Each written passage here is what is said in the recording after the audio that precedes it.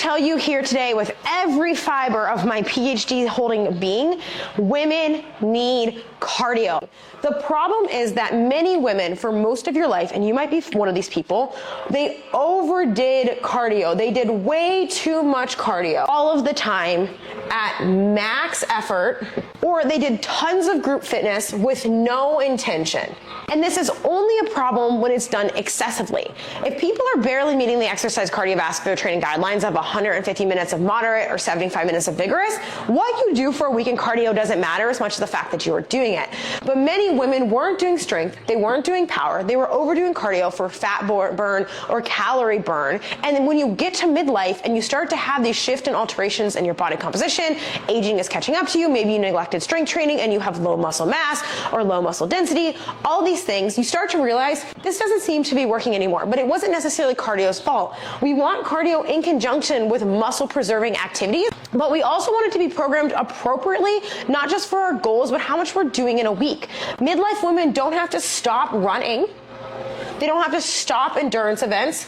They don't have to stop doing cardio. We want cardio for preservation of our metabolic health, and you can still have athletic goals as you age. What you want to think about instead is after you meet the exercise guidelines, those are the most important thing to hit first.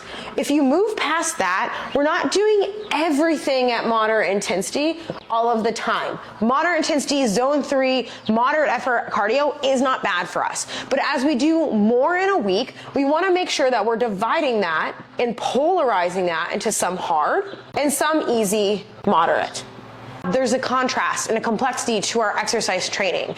It's also important as we're aging, if we want to think about muscle, power, strength, maintenance, and our preservation, that we do have decent data that shows that hard or high intense exercise like HIIT or sprint interval training can be favorable for menopausal women when it comes to body composition, or maybe even maintaining some of this muscle power output that we lose during this in our cardio sessions because they're such high and hard intensity.